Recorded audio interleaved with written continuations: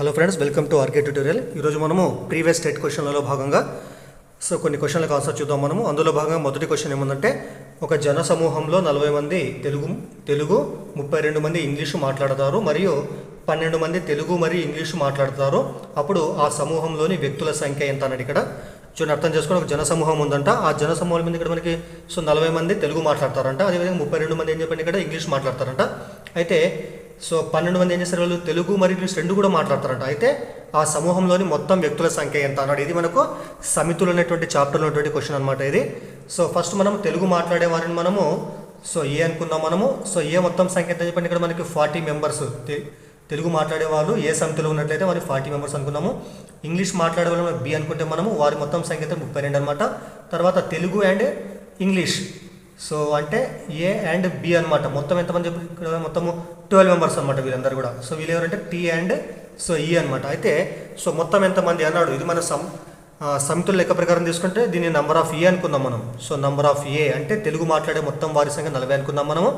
అదేవిధంగా number of B ఇక్కడ English మాట్లాడేవారు మొత్తం సంఖ్య మనము 32 అనుకున్నాం మనం. అదేవిధంగా తెలుగు అండ్ ఇంగ్లీష్ అంటే అర్థమైంది ఇక్కడ ఏ ఇంటర్సెక్షన్ బి అనమాట. కాబట్టి number of A intersection B is equal to ఎంత మొత్తం ఇక్కడ 12కి సమానం అనమాట. కాబట్టి మొత్తం సంఖ్య అంటే ఏం కావాలి మనకు. Number of A union B ఎంత అన్నాడు ఇక్కడ మనకి. ఇది కావాలన్నట్టు మనకు.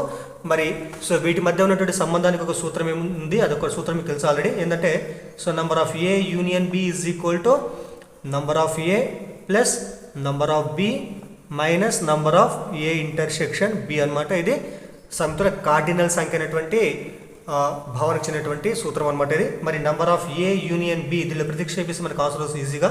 నంబర్ ఆఫ్ ఏ అంటే ఎంత చెప్పండి ఇక్కడ 40 కాబట్టి 40 ప్లస్ నంబర్ ఆఫ్ బి అంతా 32 minus number of A intersection ఎంత చెప్పండి ఇక్కడ 12 కాబట్టి 12 వస్తుంది ఇక్కడ. ఇప్పుడు 40 మా 32లో 12 ఎంత వస్తుందో చెప్పండి. 20 వస్తుంది. కాబట్టి 40 ప్లస్ 20 ఎంత అంటే 60 అనమాట. కాబట్టి ఆ సమూహంలో ఉన్నటువంటి మొత్తము వ్యక్తుల సంఖ్య ఎంత అంటే మనకు 60 మందికి సమానం అవుతుంది అనమాట. ఈ విధంగా చేయాలి మనము. లేదంటే ఇంకో విధంగా కూడా చేయొచ్చు మనం చాలా సింపుల్గా.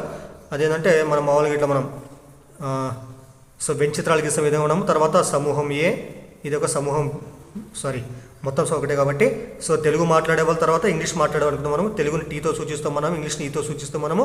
మరి ఫస్ట్ ముందు తెలుగు మాట్లాడే మొత్తం ఎంతమంది ఇక్కడ 40 మెంబర్స్ అనమాట. ఇంగ్లీష్ మాట్లాడే మొత్తం ఎంతమంది అంటే ఇక్కడ మనకు 32 మెంబర్స్ అనమాట. రెండు మాట్లాడే వాళ్ళు ఎంతమంది చెప్పండి ఇక్కడ 12 మంది కాబట్టి మధ్యలో వస్తారు ఇక్కడ వాళ్ళు ఇక్కడ. తెలుగు ఇంగ్లీష్ కాబట్టి మధ్యలో రాసుకుంటాం మనము. మరి తెలుగు మొత్తం ఎంతమంది కావాలి, మొత్తం మనకి 40 మెంబర్స్ కావాలి కాబట్టి మనకు ఆల్రెడీ మొత్తం వచ్చినటువంటి 12 మెంబర్స్ లోపల ఉన్నారు తెలుగులో ఇక్కడ. ఈ మొత్తం తెలుగుకు సంబంధం కాబట్టి 12 మంది లోపల ఉన్నారు ఆల్రెడీ ఇక్కడ. మన 40లో 12 ఎంత వస్తుందో చెప్పండి. 28 వస్తుంది ఇక్కడ. కాబట్టి తెలుగు మాత్రమే మాట్లాడేవాళ్ళు ఎంతమంది అంటే 28 మెంబర్స్ అనమాట. అదే ఇంగ్లీష్ మొత్తం ఎంతమంది ఇక్కడ 32 మంది. మరి 12 మంది ఇంగ్లీష్లో ఆల్రెడీ ఉన్నారు ఇక్కడ. కాబట్టి మిగతా వాళ్ళు ఎంత ఉంటారు ఇక్కడ 20 మెంబర్స్ ఉంటారు అనమాట ఇక్కడ. కాబట్టి వీళ్ళు ఎవరంటే ఇంగ్లీష్ మాత్రమే మాట్లాడేవాళ్ళు అనమాట వీళ్ళు. ఇదేమంటే రెండు మాట్లాడేవాళ్ళు, తెలుగు మాత్రమే మాట్లాడేవాళ్ళు, ఇంగ్లీష్ మాత్రమే మాట్లాడేవాళ్ళు. మొత్తం ఎంతమంది ఇక్కడ మొత్తము 28 ప్లస్ 12 40 ప్లస్ 20 ఎంత మనకు 60 వస్తున్నమాట. ఈ విధంగా కూడా చేయొచ్చు మనం, పటం ద్వారా కూడా చేయొచ్చు అనమాట. నెక్స్ట్ తర్వాత రెండో క్వశ్చన్ చూడండి. రెండో క్వశ్చన్ ఏమందంటే ఇది ఇంపార్టెంట్ క్వశ్చన్ చూడండి. 8th క్లాస్ ఉన్నటువంటి పాఠంలో ఉన్నటువంటి క్వశ్చన్ అనమాట ఇది. వర్గీకృత పౌనఃపున్య విభాజనంకు సంబంధించినటువంటి సరైన వాక్యాలను గుర్తించండి అంతా. వర్గీకృత పౌనఃపున్య విభాజనం అంటే ఇక్కడ వాటికి సంబంధించినటువంటి సరైన వాక్యాలు గుర్తించాలంట మనము. ఇందులో ఏ విషయం చూద్దాం మనము. అందులో భాగంగా మొదటి ఆప్షన్ ఏముందంటే 0 to 10, 10 to 20, 20 to 30 తరగతి అంతరాలలో 20-30 అయినటువంటి ఈ తరగతికి చెందినటువంటి దిగువ ఎగువ అవధులు అవే తరగతికి చెందును అన్నాడు ఇక్కడ. కాబట్టి ఇది రాంగ్ అనమాట. ఎందుకంటే మనం తరగతులు ఇక్కడ మనం ఏంటి ఇక్కడ మనకి ఇక్కడ తరగతులు ఎట్లుంటే మనకి ఇక్కడ ఇక్కడ రాస్తా చూడండి ఇక్కడ. తరగతులు మనకి ఎలా ఉంటాయి 0 నుంచి 10, 10 నుండి 20, 20 నుండి 30, 30 నుండి 40 మనకి ఈ విధంగా తరగతులు ఉన్నాయి ఇక్కడ. ఇందులో వీటిని ఏమంటారంటే దిగువ హద్దులు అంటారు. వీటిని దిగువ హద్దులు అనమాట. అదేవిధంగా వీటిని ఏమంటారంటే ఎగువ హద్దులు అని అంటారు. వీటిని దిగువ హద్దులు ఎగువ హద్దులు అంటారు అనమాట. అయితే మనం ఫర్ ఎగ్జాంపుల్ 10 నుండి 20 తీసుకుంటే, లేదా 20 నుంచి 30 తీసుకుంటే, మనం 20, 30 తీసుకుంటే మనము ఇందులో 20 ఏమవుతుందంటే ఇక్కడ మనకి దిగువ హద్దు ఏమవుతుందంటే ఇదే తరగతికి చెంది ఉంటుంది. కానీ 30 ఏదైతే ఉంటుందో ఇక్కడ 30 ఇక్కడ 30 ఉంది కదా.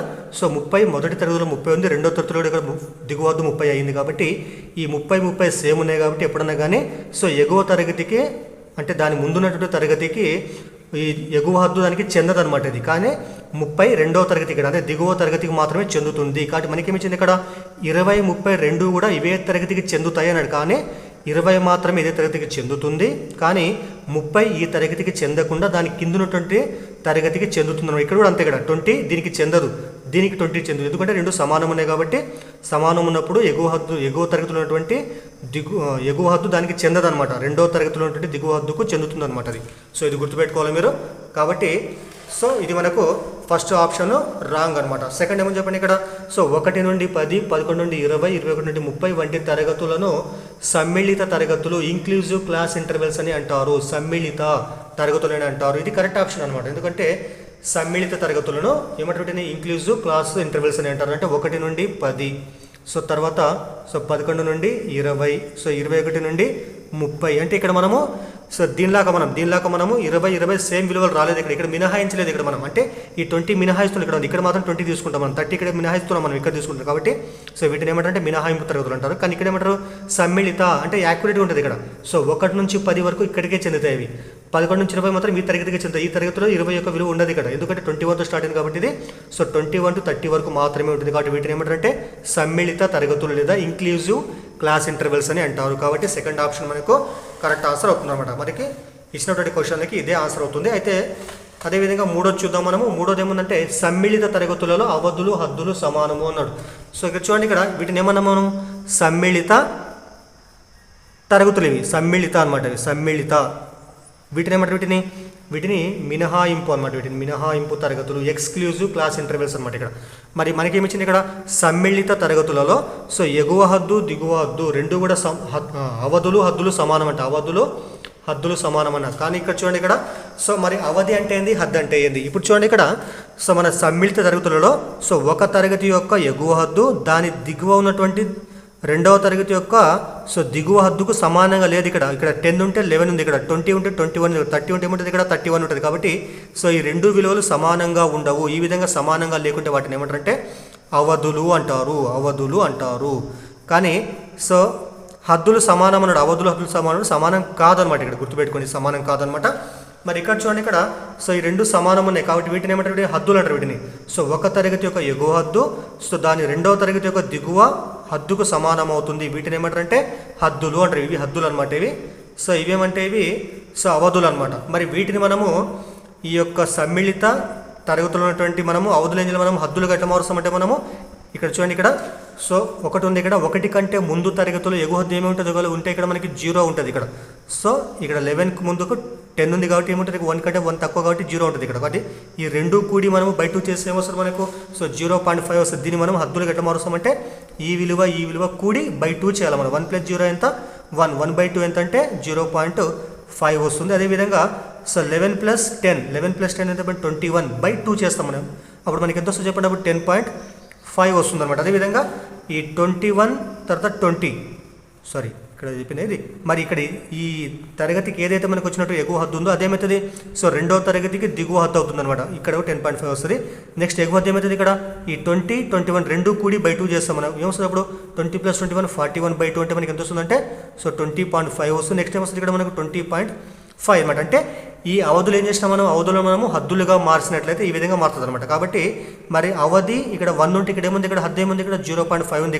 ఇక్కడ అవధి ఏముంది, ఇక్కడ 11 ఉంది. ఇక్కడ ఏముంది, ఇక్కడ 10.5 ఉంది. ఇక్కడ సో 10 ఉంటే 10.5, 20 ఉంటే 20.5. కాబట్టి మనకి ఇచ్చినటువంటి సమ్మిళిత తరగతులలో అవధులు హద్దులు సమానము అంటే సమానము ఇక్కడ మనకు కావడం లేదు. ఈ అవధులేమో వేరే ఉన్నాయి, హద్దులేమో వేరే ఉన్నాయి. అంటే ఏం చేసినాం మనం, ఈ అవధులను మనం హద్దులుగా మారిస్తే అవధులు హద్దులు డిఫరెంట్గా ఉన్నాయి, సమానంగా లేవు. కాబట్టి సో మూడో ఆప్షన్ కూడా మనకు రాంగ్ అవుతుంది అనమాట. అదేవిధంగా ఫోర్త్ ఏమని చెప్పండి, మినహాయింపు తరగతులలో సో అవధులు హద్దులు సమానం కావు అన్నాడు. కానీ ఇక్కడ చూడండి ఇక్కడ సో వీటిని ఏమంటారు, మినహాయింపు తరగతులు. కాబట్టి వీటిని మళ్ళీ మనం హద్దులు అన్నా అవధులన్నా రెండు సేమ్ ఉంటాయి ఇక్కడ. కాబట్టి రెండు సమానం ఉంటాయి. కానీ మనకేమిచ్చింది ఇక్కడ సమానం కావు అన్నాడు. కాబట్టి వాడు చెప్పింది రాంగ్ అనమాట. సో ఇది కాబట్టి మనకి ఇచ్చినటువంటి ఆప్షన్లలో రెండో ఆప్షన్ మాత్రమే కరెక్ట్ ఉంది, మిగతావన్నీ కూడా సో రాంగ్ ఉండడం జరిగిందనమాట. సో నెక్స్ట్ మూడో క్వశ్చన్ చూడండి. మూడో క్వశ్చన్ ఏమంటే x మరియు 48ల గాసాక 24, 30, 42ల గాసాక కంటే సో రెండింతలు అయితే ఎక్స్కు సాధ్యమైనటువంటి కనిష్ట విలువ ఎంత అన్నాడు ఇక్కడ. అయితే చూడండి ఇక్కడ సో x, 48ల గాసాబా లేదా గాసాక ఎంత ఉందంటే సో 24, 30, 42ల యొక్క గాసాబాకు రెట్టింపు అనమాట. ఫస్ట్ అయితే మనము సో 24, 30, 42 యొక్క గాసాబాను ఫస్ట్ కనుక్కుందాం మనము. మరి గాసాబాను ఫస్ట్ మనం కారణక పద్ధతి ప్రకారం కనుక్కుంటే మనం 24కి వచ్చే కారణకాలు ఏమిటో చెప్పండి. 2 ఇంటూ 2 ఇంటూ 3, 2 2 4, 4 2 8 24 అనమాట. అన్ని ప్రధాన సంఖ్యలు. 30కి వచ్చే కారణకాలు ఏమిటో చెప్పండి. 2 ఇంటూ 3 ఇంటూ 5, 2 3 6, 6 5 30 అనమాట. తర్వాత 42కి వచ్చే కారణకాలు ఏమిటంటే 2 ఇంటూ 3 ఇంటూ 7, 2 3 6, 6 7 42 ఇక్కడ. కాబట్టి ఇవి వీటికి వచ్చేటట్టు ప్రధాన కారణకాలు అనమాట. మరి వీటిలో ఉమ్మడి కారణకం ఏమని చెప్పండి ఇక్కడ. 2 2 2 ఉమ్మడి కారణకం కాబట్టి ఇట్లా తీసుకుంటే మనము 2 ఒక కారణకం అయింది. తర్వాత మిగతా ఏమని ఇక్కడ 3 3 3 ఉమ్మడి కారణకం 3 ఉంది అంతే ఇక్కడ. కాబట్టి 2 3 6 అనమాట. కాబట్టి 24, 30, 42 గాసాబు ఎంతంటే మనకు 6కు సమానం అన్నమాట. కాబట్టి మనకేమిచ్చింది ఇక్కడ x, 48 గాసాబు ఎంత చెప్పండి. వీటి గాసాబాకు రెట్టింపు కాబట్టి 6కు రెట్టింపు ఎంత చెప్పండి 12 అనమాట. కాబట్టి x, 48 గాసాబు ఎంతంటే మనకు 12కి సమానం అనమాట. మరి గాసాబు 12 అయితే ఈ 12 అనేటువంటిది గాసాబు అయినప్పుడు ఎక్స్ విలువ ఎంత అనేది చూడండి. ఇక్కడ సింపుల్గా ఏమంటే ఇక్కడ మనకు ఆప్షన్ ఏమైనా 20, 28, 36, 15 ఉన్నాయి. ఇక్కడ ఈ 12కు ఏదైతే గుణిజం అవుతుందో అదే మనకు కావాల్సినట్టు విలువ అవుతుంది. యాక్చువల్గా ఏమంటే కనిష్ట గాసాబు మన కనిష్ట విలువ x 12 వస్తుంది. కానీ మనకి ఇక్కడ ఆప్షన్లో 12 లేదు కాబట్టి ఏం చేయాలి మనము 12కి వచ్చేటువంటి గుణిజాలు ఏవైతే ఉన్నాయో అవి మనకు ఆన్సర్ అవుతుంది అనమాట. కాబట్టి 12 ఎకంలో 20 రాదు, ఇది కాదు. 12 ఎకం 28 కూడా రాదు, ఇది కాదు. 12 3 36 కాబట్టి ఇది మనకు ఆన్సర్ అవుతుంది అనమాట. 15 కూడా కాదనమాట. కాబట్టి ఆప్షన్లో థర్డ్ ఆప్షన్ 36 అనేటువంటి x విలువకు సాధ్యమైనటువంటి కనిష్ట విలువ అవుతుందన్నమాట. తర్వాత ఫోర్త్ క్వశ్చన్ చూడండి. ఫోర్త్ ఏముందంటే a cos 45 is equal to b sec 30 అయితే a to the power of 4 by b to the power of 4 విలువ ఎంత అనేది ఇది రాద్దాం మనము. a cos 45 degree is equal to చెప్పండి b ఇంటూ sec 30 డిగ్రీ అనమాట. నెక్స్ట్ ఏం చేస్తా ఏ అట్లా పెట్టేసి b ఉతలకు వస్తే ఏమైతే చెప్పండి బై b అవుతుంది అనమాట. ఇది sec 30 అట్లా వచ్చేసి ఇక్కడ sec 30 బై cos 45 ఇక్కడ వస్తే ఉతలపోతే cos 45 భాగిస్తుంది అనమాట ఇక్కడ. తర్వాత వీటి విలువ రాద్దాం మనము. a by b is equal to మరి sec 30 అంటే ఎంత చెప్పండి. sec 30 విలువ ఎంత అంటే 2/√3కి సమానం అన్నమాట. 2/√3కి సమానం అవుతుంది. బై నెక్స్ట్ cos 45 ఎంత చెప్పండి. cos 45 అంటే 1/√2కి సమానం గుర్తుపెట్టుకోండి. sec 30 అంటే ఎంత ఇక్కడ 2/√3 అనమాట. ఇక్కడ రాసి చూడండి. 2/√3కి సమానం అవుతుంది. 2/√3 బై 1/√2 అనమాట. కొద్దిగా దీన్ని మార్చి రాస్తే ఒకటే భిన్నంలో మనకి లవహారాల భిన్నాలను ఏం చేసేటప్పుడు మనము మొదటి భిన్నం అలాగే పెట్టేస్తాం మనము. 2/√3 ఇంటూ దీని ఏం చేస్తాం మనం భిన్నాన్ని ఇంటూ రాసి పైకి తిప్పి రాసి ఏమవుతుంది √2/1 అనమాట. ఈ విధంగా రాసుకుంటాం మనం. తర్వాత 2 ఇంటూ √2 ఎంత 2√2 బై √3 ఇంటూ 1 ఎంత అయిపోయింది √3 వస్తుంది అనమాట. కాబట్టి a బై b విలువ ఎంత సమానం అంటే మనకు a by b is equal to 2√2 by √3కి సమానమైంది. నెక్స్ట్ ఏం కావాలి మనకి a to the power of 4 by b to the power of 4 కావాలి. కాబట్టి పైన ఘాతాంకాలు 4 పెంచితే మనము 4 చేద్దాం మనము. వీటి కూడా ఘాతాంకం 4 అవుతుంది. ఇక్కడ కూడా ఘాతాంకము 4 అవుతుంది. మరి 2√2 పవర్ 4 అంటే ఏమొస్తుంది చెప్పండి. గుణించాలి మనం 4 సార్లు 2√2 ఇంటూ 2√2 ఇంటూ 2√2 ఇంటూ 2√2 అనమాట బై √3 కాబట్టి √3 ఇంటూ √3 ఇంటూ √3 ఇంటూ √3 అనమాట. తర్వాత 2 ఇంటూ 2 4, 4 2 జా 8, 8 2 జా 16 వచ్చిన తర్వాత √2 ఇంటూ √2 అంటే ఒక 2 వస్తుంది అనమాట. మళ్ళీ √2 ఇంటూ √2 అంటే 2 వస్తుంది. కాబట్టి ఈ 2 4 వస్తుంది. 4 ఇంటూ 16, 16 4 64 బై √3 ఇంటూ √3 3, మళ్ళీ √3 ఇంటూ √3 3, 3 3 9 అనమాట. కాబట్టి a to the power of 4 by b to the power of 4 విలువ ఏంటంటే 64/9కు సమానం అవుతుంది అనమాట. నెక్స్ట్ ఐదో క్వశ్చన్ చూడండి. ఐదో క్వశ్చన్ ఏమంటే సమితి capital a is equal to x such that x అనేది 140 యొక్క కారణాంకము అనేటువంటి సమితి యొక్క ఉపసమితుల సంఖ్య ఎంత అన్నాడు. సమితి ఏ యొక్క ఉపసమితుల సంఖ్య ఎంత అన్నాడు. మరి ఏలో ఉన్నటువంటి మూలకాలు ఏమనంటే ఇది మనకి లాక్షణిక రూపం లేదా సమితి నిర్మాణ రూపం అనమాట. వాటిని మనము జాబితా రూపంలోకి మార్చుకుందాం ఫస్ట్ మనము. దానికంటే ముందు ఏమంటే ఎక్స్ ఏముంది ఇక్కడ 140 యొక్క కారణాంకం అంటే 140కి వచ్చేటువంటి అన్ని కారణాంకాలతో ఏర్పడేటువంటిదే సమితి ఏ అనమాట. మరి 140కి వచ్చే కారణాంకాలు ఏమంటే ఫస్ట్ కారణాంకాలు కనుక్కుందాం మనము. 140 కారణాలు కట్టినట్లయితే 140 అవుతుంది ఇక్కడ. తర్వాత 2 ఎక్కం తీసుకుంటే 2లో కూడా 140 వస్తుంది కాబట్టి 170 ఇక్కడ. తర్వాత 140 తర్వాత ఇది 4 ఎక్కంలో 3 ఎక్కలు పోతే 4 ఎక్కం తీసుకుంటాం మనము. 4 ఎక్కం తీసుకుంటే 4 12, 4 5 20, 4 35 అనమాట. మళ్ళీ 140కి మళ్ళీ కారణాలు ఏమొస్తాయి. తర్వాత 5 ఎక్కం తీసుకుంటే 5 2 10, 5 8 40 అనమాట. తర్వాత మళ్ళీ 140కి వచ్చే కారణాలు మిగతా ఏమొస్తాయంటే డైరెక్ట్ 7 ఎక్కం తీసుకుందామని 6 ఎక్కం రాదు ఇది. సో 7 2 14, తర్వాత 7 0 ఇక్కడ 7 20. సో దాని తర్వాత 140 తీసుకుంటే మళ్ళీ వీటి కారణంగా 10 ఎక్కలు వస్తే 9 ఎక్కం రాదు, 8 ఎక్కం రాదు. సో 10 ఎక్కం 10 10 4 14 అవుతుంది అనమాట ఇది. సో దాని తర్వాత 140కి మళ్ళీ కారణాంకాలు. సో మిగతా 1000 రావు. తర్వాత 20 ఎక్కం తీసుకుందాం మనం. 20 7.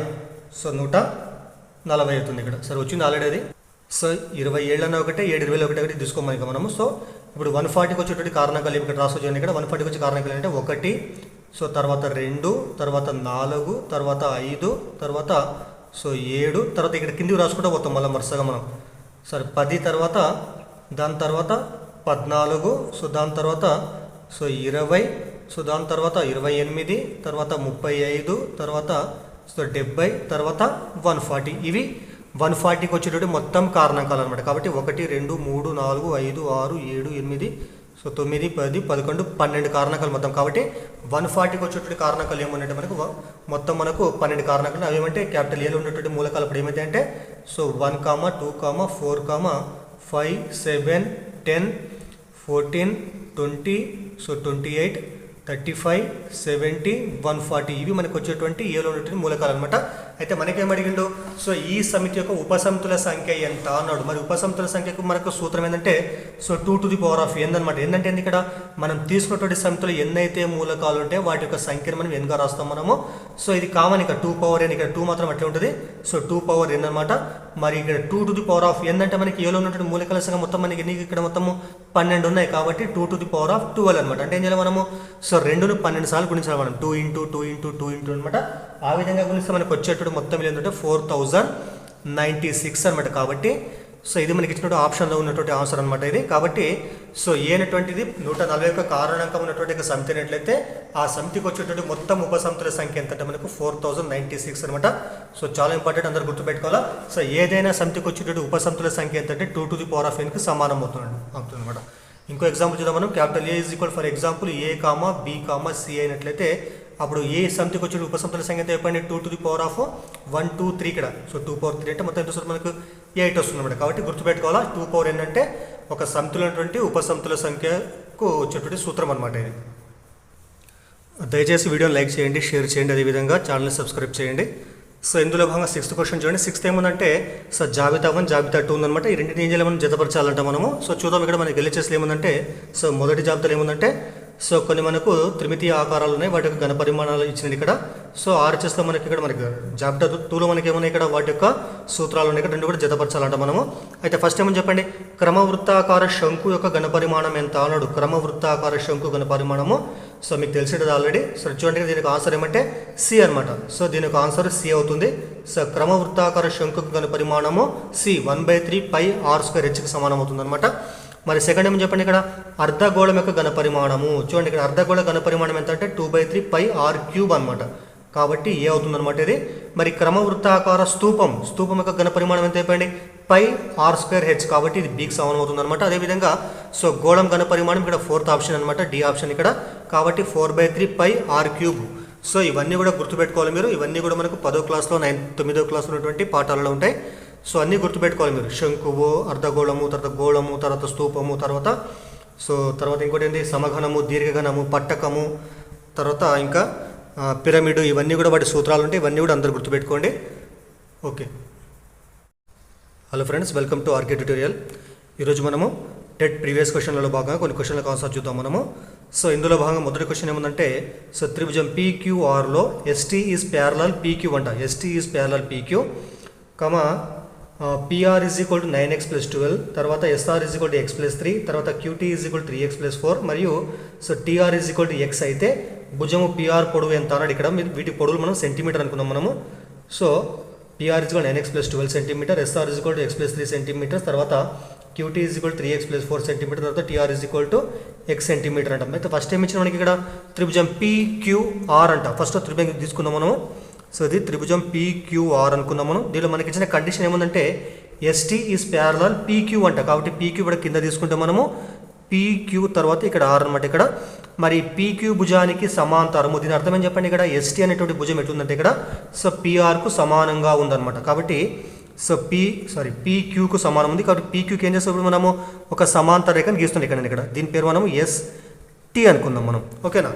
సో త్రిభుజము పీక్యూఆర్లో ఎస్టీ ఈజ్ ప్యారలల్ పీక్యూ అనమాట. సో ఇందులో మనం ఉపయోగించేటువంటి సిద్ధాంతం ఏంటంటే మనము ఇది 10th క్లాస్లో ఉన్నటువంటి తేల్స్ సిద్ధాంతము లేదా ప్రాథమిక అనుపాత సిద్ధాంతం అనమాట. ప్రాథమిక అనుపాత సిద్ధాంతం అన్న ఒకటే, తేల్స్ సిద్ధాంతం అన్న ఒకటే.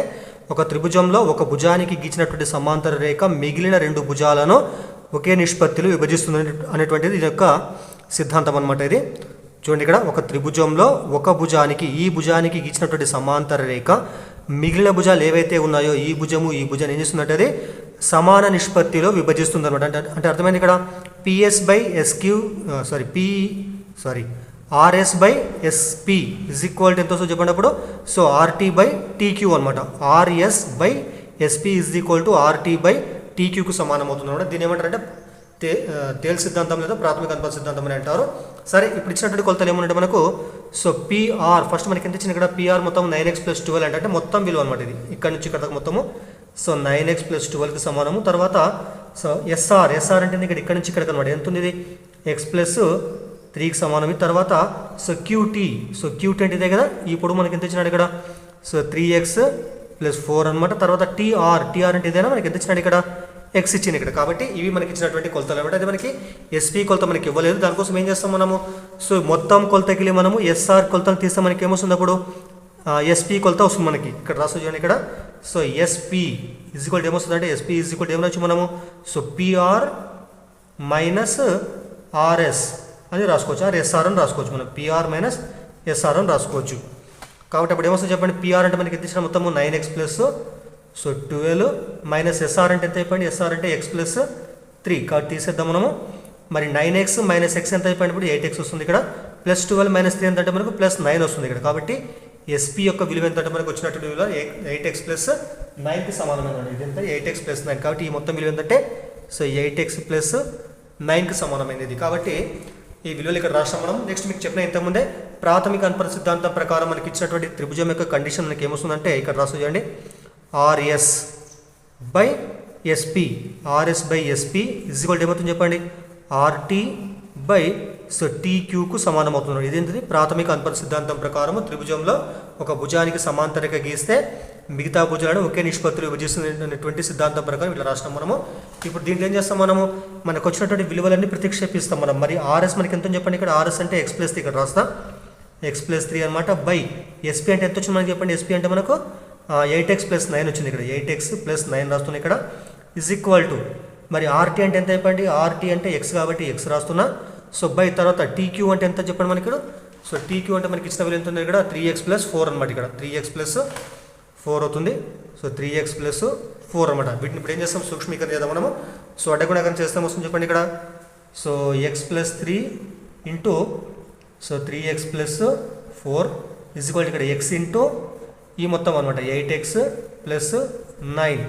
సో సూక్ష్మీకరిద్దాం మనం, గుణిద్దాం మనం. 3x ఇంటూ x ఎంత అయిపోయింది 3x² మరి 3x ఇంటూ 3 9x తర్వాత 4 into x 4x + 4 into 3 12 is equal ఇక్కడ x into 8x 8x² plus x into 9 9x అనమాట. మరి ఇక్కడ x² విలువ పెద్ద గుణకం, ఇక్కడ పెద్ద గుణకం ఏం చేస్తాం, ఇవన్నీ అవతలు తీసుకోవద్దాం. దానికంటే ముందు సూక్ష్మీకరణ చేద్దాము. So 3x² plus 9x + 4x 13x + 12 is equal to so 8x² plus 9x అనమాట. నేనేం చేస్తా RHSలో ఏవైతే విలువలు అవన్నీ కూడా మనము LHSలో విలువలు ఏవైతే ఉందో దాని మీద మనము RHSలో తీసుకుపోదాం మనం. మరి RHSలో ఏమన్నాయి ఫస్ట్ ఇది రాద్దాం మనం. సో 8x² ప్లస్ 9x ఇవన్నీ అవతల పోతే ఏమవుతాయి, so -3x² - 13x - 12 is equal to 0 అనమాట.